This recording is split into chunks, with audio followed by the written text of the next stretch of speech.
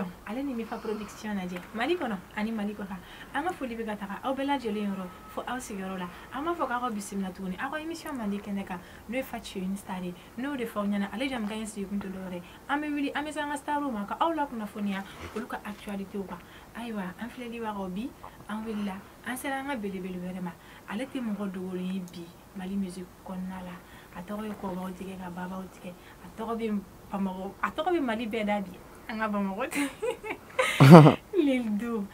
lildu ko beto godi wallahi la jidora ibaka be osa sey to ni jam pamphlet li baroy côté lildu modi Sumaworo ouais lildu o to ko soro la to godi bon ato soro la pour beatmaker dore fa dugara ibe am fama mais dugara le tiga lil dugara ga tiga lil du ko fe familial soro lola lil du re dona musique kon na la to godi bon musique gera re kun kadne turo parce que balan foron fen na podium maker on était à concert gero la mais al télé nang mi to a télé la musique femme mais j'ai au lieu kun kadne turo quoi ibe am fama donc du coup donala teriyaro be ale studio male bolo konnala teriyaro koroyaro en fama le meto ata ma fama enregistrement ya te temps soro ka fama enregistrement fen mais donala don toni aga bafulna amina konnala ne wo biwon ne be dongli da jawa ne bada en fama odo ye dongli da odo ye dongli ni minda ye dongli folo minda odo ye sega don da ne ye aflel ba wodo ay bewodo ay no bemse bewodo turu no ga friselo go di mo odo ni ma bo me ko fe shuona wala me en session di ma da la me en session di parla da la me en session angi sileni ndo ambebe barola monu me yakuma nunu jotala jenga for bigoni mena don kala don dona ko ina nera e don fama fama koze wa fleli baka da boraga ni sano ko we mbidanga bi artiste ali wano amete meni ana ko ye lidu re shibe sanjo labi isigure benono fanjo menema isigure no kala urase 500 ans damalo écoutez mais est-ce qu'il y a activité euro que musique ko fait la musique ko fait foi musique ko fait te foi musique dara amina kuma iga double mixtape ouais album fleni abarama no feka klara double ke ibse ga fanya na iyo bara double mixtape ya bara dam ne la wakati jumene la madame na mena don me me ko se fa na wa parce que song me bola chantoro e wa ba clipum fem bora yaifal olu wakati konnala antara Sénégal autant konnala ni profiter ga mixtape son chaman bayre boyno sono son chaman me bolo storage yare la e wa fama la plupart be Sénégal taw do fene ramalla parce que mixtape konju mena yipo sega parce que soirée on tembolo doro et puis a ungari fene ga ko ga mi nyoma ma deli yage e wa fama amnyal solola e mixtape konna la featuring flale ba kono ine mini je featuring ke ine lilze de featuring ke ouais il sait da no lugar relation na ga fa relation du mena bino luche bon lilze ya relation tenena cha wa fama usoro la balare sabula bala jume balilu montana e wa fama mais sanna no ya ta don minu shuga côté au fana avec kana mo fana o kana gele ya fama mais ini malien artiste to chala beto bon bari al nene gari benne ma boro ya ok familial solola sano lindu yalla de ibi kandu mamba fili fien fe ne ni ngata téléspectateur ma kan ika sono be no bumay ak clip burato récemment kan ni ka don ndaw sen na na wate ale shima se Negra be kumana ba shimante so pase makut bitiri negeda o balon ye yaro kilala mena kilaba e baron ye a nere ya fome etadon nunu be ya kuma nunu shitadon kabi moliba ya sakile ne ya fuye ye utadon chau klore ya gelen sino beba don ye ubeba don ani nege fenfe be ya yala bebo don kabi tagi kele gono na la beyo fo kabi kunu shuro ta nege beyo don ye buma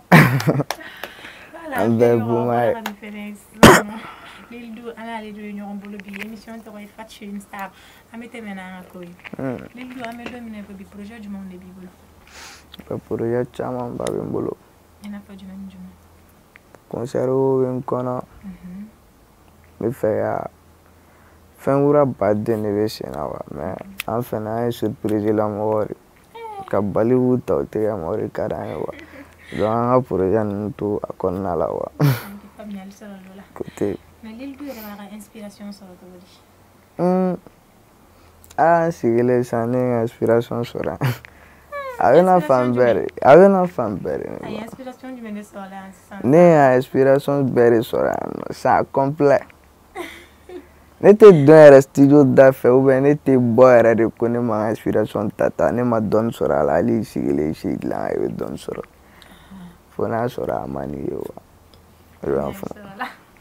Kagin la jinga flel ba roy kafo aw so lu no retele so mali la no Amina Vision ale ne mi fa production no de fornyana jam kan to Fashion Star o jam kan si kum do na mi la mi sama star maka aw la kuna funya o lu ka actualité ka bi an Lil Du de bi ñoo mbolo amete me na ko Lil Du musique kon na flel na mano jien baro barani bala ibe gel ya sora ko ne be no ya sora ko yiro ya jumo ne soro bara en kon na la no gele adamne alhamdulillah folo ala ni ben mo way pero ni mo ngabara ame no fama kon na lawa kerate ben rone be alna kon na la ko do wete me no bela me no fama alhamdulillah ni mo fa be bara ya no fe am bebe no fama me souvent malata alne ñu to wa kele man no lawa no tan bali ya me kele an ko do no na wa ami no bulal shin bora ki ga do no ya la sama yengele aju mo so bon ne won ma deli ya gele ya para wona la me folo gele me wala damne be waro ko damne ya gele alna no wara yere ma sigin mi ibolo be na do la fia wona ya gele to yo am fuma mais ne woni gele fitini mi remarque mi me ya senga don nga bara wona la we nga fiti ko nga fen mais alhamdulillah mi ya pour ansera ga problème fen don wa côté Lil Du ben baren kon nala amana ba est-ce que don la ko fitin do de la ke Lil Du la ni baren kon nala mi ni sa ile ka ke don dalay o de don li da doro kon fitin me yana la nera la al ne be ni mi sa kon nala be jema yo am fama o be jem fember la ali ya dumina yo bali ya dumini ya be dimo ga wona be ni mi sa kon nala era dumini do era o te don li da doro abe ya cha yo am fama mais sans duru ni nanko Lil Du ne ba era la mi katamen be eli loblam ay no Lil Du ne ba era la mi mi ore fia ne fe mi wa fe mun kadi ne era Lil Du parce que a bara mi amanto depuis ko fe de pare por dunda ran metri sirawanu ben me ya na we na boli atemala kan chifle ore kada wa ma delia yo am fama bo bega vision woni ya na joere ne fena ga vision ne ga na jo ko fe ga na jo fena wa yeah ay wa Lil Du anga wa ci corona jam ka me ni nga ci akun channel eka mixtape kon nala ibora ka fa Lil Z ani mene jode featuring ke est-ce que akadi Lil Du dona na tawla ini artiste babaro ga featuring ke ñoko fa nala la ti akari ni turu na fa artiste du même bon artiste choité mbolo folo men n'Ala la tigɛ. Faamuyali sɔrɔ la. Conseil jumɛn de bɛ Lildu yɛrɛ bolo fitinin minnu fana bɛ ka wuli ka dɔn dɔnkilida in kɔnɔna la sisan nɔ k'a di olu ma. Conseil kelen. U hakili sigi u ka baara kɛ quoi. I b'a faamu parce que Mali rap filɛ nin ye degré min na sisan a ma nɔgɔn. I don a la hali n'a sɔrɔ i lafiyalen don fɛn bɛɛ dɔ b'a essayer a b'a sen di i ka baara kan mais n'a ye ɲɔgɔn minɛ ka baara kɛ c'est l'union qui fait la force quoi i b'a faamu donc a ka ca Ala fɛ a ka ko bɛ taa ɲɛ. Faamuyali sɔrɔ I b'a faamu. sisan nɔ i b'a ye i b'i kan duman min fili fiɲɛ fɛ an bɛ sɔrɔ ka bɛɛ ɲininka téléspectateur ma. Ni ko ma bali ne la a kɔni jigira n na e ni ne ka kanu jalan kɛra balimaya ne kun dalen b'i la mais bi ne tigɛr'i la ka sabu kɛ i ka tolo ni ka miiritanya ne ka jow kun y'a fɔ a juguw kun y'a fɔ ne nɔfɛ jama kun y'a fɔ ne teriw kun y'a fɔ hali ne jugu bɛɛ y'a fɔ ne ni ne jugu kun y'a fɔ u bɛɛ ko ko n ka tu i kɔ mais ne de ko ne Lildu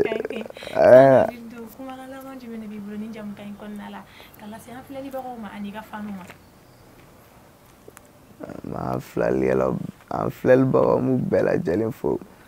fɛn fɛn bɛ k'an suit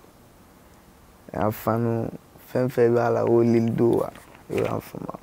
m'u bɛɛ lajɛlen de fo dan tɛ foli min na u ka nin min kɛ ne a ka di ne ye trop wa a ka di ne ye u ka to tan tɔ n'u bɔra tan dɔrɔn u ma ɲi donc min ka di ne ye u ka to tan tɔ an ka to ɲɔgɔn bolo o dɔrɔn de ka di ne ye ani Fatse Star m'aw bɛɛ lajɛlen de fɛnɛ fo tugun a n'a ka baarakɛla bɛɛ nin diyara n ye trop. Alhamdulillah Sidi Mayandi ya k'i baara a diyara n ye n'an bɛ sigi nin kɛnɛ ɲɔgɔn wɛrɛ kan o b'a sɔrɔ belebeleba farala ko kan an bɛ to kɛ gitɔrɔnda de la an bɛ taa 30 mètres gitɔrɔnba in na i b'a faamu gitɔrɔnda da ka taa si filɛ yen nɔ cɛmancɛ la ko ne yɛrɛ